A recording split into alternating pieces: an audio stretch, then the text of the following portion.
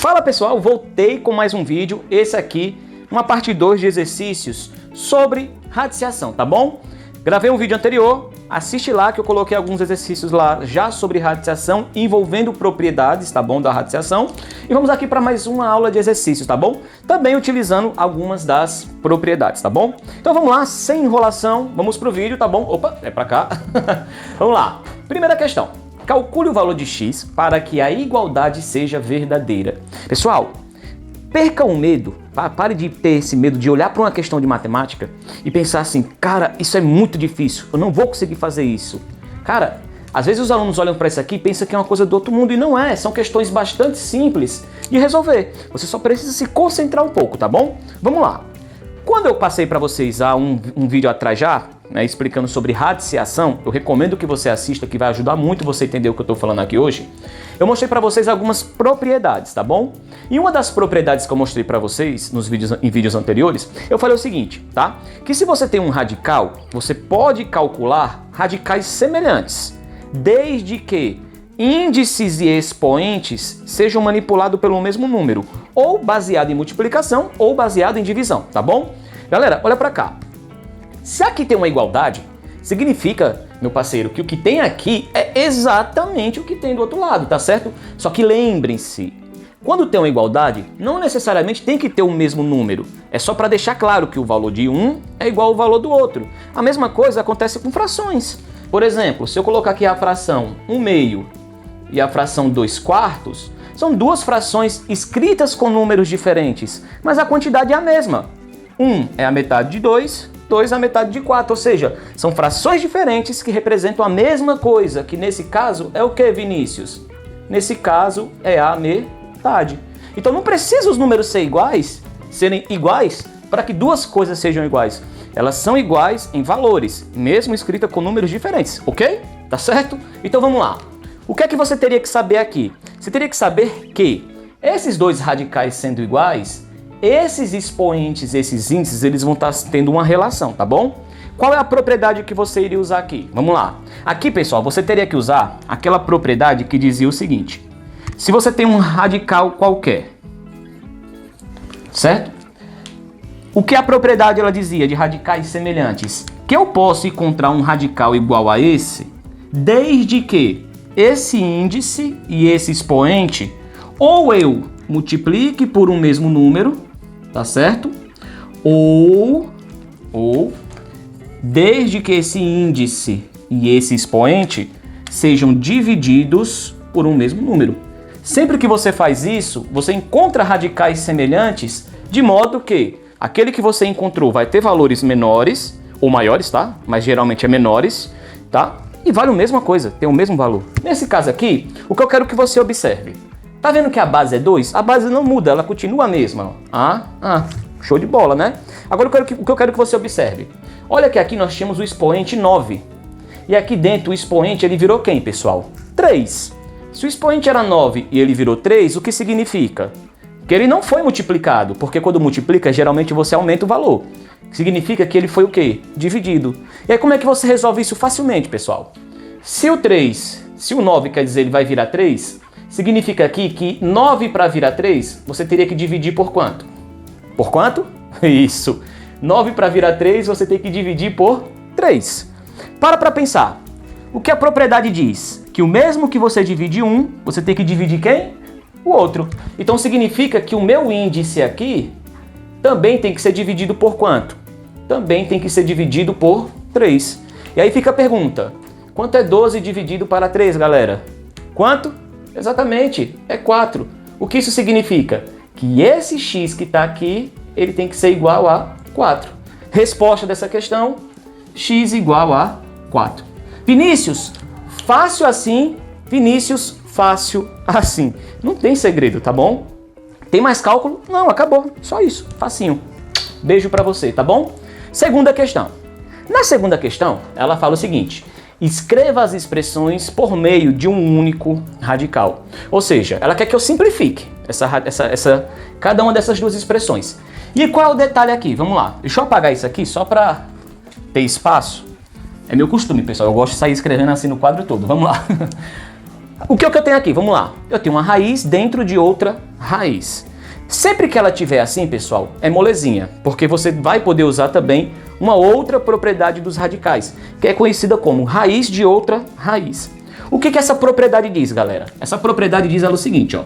Se você tem uma raiz de índice qualquer, e dentro dessa raiz você tem outra raiz, você pode simplificar isso aqui, ó, escrevendo dentro de uma raiz só. E esses dois camaradas que estão aqui, ó, esses dois índices, você vai fazer o que com eles? Você vai multiplicar, ou seja, aqui você teria n vezes m. Só isso. Nesse caso, qual seria o meu resultado aqui? Como eu tenho duas, eu vou escrever dentro de uma só. Foi o que a questão pediu, ó. Um único radical, tá certo? Se o radicando é 3, o radicando continua sendo 3. E aí eu faço o quê? Vamos lá. Quando aqui não tem nada, subtende-se que tem 2. Lembre-se, é raiz quadrada, então o índice aqui é 2. Aí o que é que eu faço, Vinícius, com esse 3 e com esse 2 aqui? Multiplica, galera. 3 vezes 2 significa que meu novo índice aqui vai ser quem? 6. Vinícius, preciso fazer mais alguma coisa aqui? Não, acabou. Só isso, tá certo? Vinícius, sempre é fácil assim? Galera, nem sempre é fácil assim, tá bom? Aqui, por exemplo, ó, já é um caso um pouquinho mais difícil. Por quê? Eu não posso aplicar a propriedade diretamente. Por que aqui eu não posso aplicar a propriedade diretamente? Porque entre uma raiz e outra tem um número, tá bom?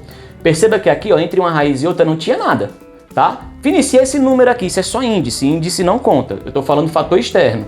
Entre uma raiz e outra tem um fator entre elas, tá certo? E aí, para eu simplificar isso aqui, só tinha duas possibilidades.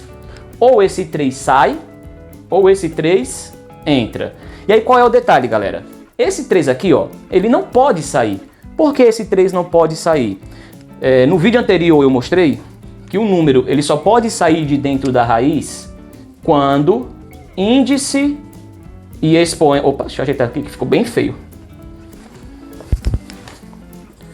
Eu mostrei que um radicando, ele só pode sair do radical quando o índice e expoente são iguais, porque aí você cancela um com o outro e você teria o seu resultado. Se você olhar para o 3, ele não está elevado a nada aqui, tá? Esse 3, ó, ele é índice dessa raiz. Então o que significa, galera? Significa que se esse 3 ele não pode sair, ele só vai ter um caminho possível a fazer, que é o quê? Entrar. E aí como é que ficaria aqui? Vamos lá. No vídeo anterior eu mostrei para vocês como fazer isso com bastante calma, que eu vou ser mais rápido, tá bom? Para esse 3 vir aqui para dentro, vamos lá. Lembrando que aqui é raiz cúbica. Para esse 3 sair daqui e vir aqui para dentro, aqui dentro já tinha o 2, então eu repito 2. O 3, quando vier aqui para dentro, ele vai entrar multiplicando. E não só isso, além de entrar multiplicando, ele vai entrar elevado ao valor do índice. Como o índice aqui é 3, então o 3 aqui ele vai entrar elevado a 3 também. E aí o que nós teríamos? Teríamos que resolver essa continha aqui dentro. Que daria quem? Vamos lá. Raiz quadrada da raiz cúbica de quem? 3 elevado a 3, vamos lá. 3 vezes 3, 9, vezes 3, 27. Vezes 2... dá igual a 54. Acabou? Não, ó. A questão pediu um único radical. Aqui ainda tem quantos? Aqui ainda tem 2. Só que agora, ó, entre uma raiz e outra não tem nada. O que você pode fazer? Usa a propriedade. Nesse caso, fica 54. Aí como é que eu faço? Se aqui não tem nada, subtende-se que tem 2. 2 vezes 3 dá exatamente 6. E aí nós encontramos a raiz sexta de 54. Vinícius, a partir daqui, tenho que fazer mais alguma coisa? Não, meu filho. Acabou. Beijo. Vai para a próxima questão, tá bom? Chegamos na terceira questão, que é uma questão que a galera sempre olha e tem medo. Mas, pessoal, é fácil. Vamos lá. Calcule o valor da expressão. 64 elevado a 1/3 mais 25 elevado a 1/2 menos 8 elevado a 1/3. Qual é o valor dessa expressão, tá? Aí muitos alunos, quando vão resolver isso aí, travam. Por que trava? Porque, vamos lá, quando você tem uma potenciação, o que você é acostumado? A repetir os fatores para multiplicar. Só que aqui, pessoal, é uma fração. Como é que você vai repetir uma fração? Não tem como, né? Show! Só que não esqueçam dos detalhes, tá? Eu já gravei um vídeo para vocês falando o seguinte: toda potência que o expoente é uma fração, ali na verdade não é uma potência, ali na verdade é uma raiz, tá certo? Então aqui, ó, a primeira coisa que você teria que fazer era reescrever essa expressão tirando essas potências e reescrevendo na forma de raiz, tá bom? E aí vamos lá, como é que funciona? Se você assistiu os vídeos anteriores, vai ficar mais fácil para você, tá bom? Isso aqui eu tenho que transformar numa raiz, tá? No caso, o 64 vai ser meu radicando. Só isso, Vinícius? Não, cada número aqui tem o seu papel, tá bom? E aí, para facilitar minha vida, vamos lá, vou construir o meu sol aqui alegre e satisfeito. Aí como é que eu faço com a minha fração? Vamos lá, bem simples. O 1 tá pegando sol, então o 1 agora vai para a sombra. E o 3 que estava na sombra vai para o sol. Mas, mesmo procedimento, o 1 tá no sol, passa ele para a sombra, o 2 está na sombra, passa ele para o sol.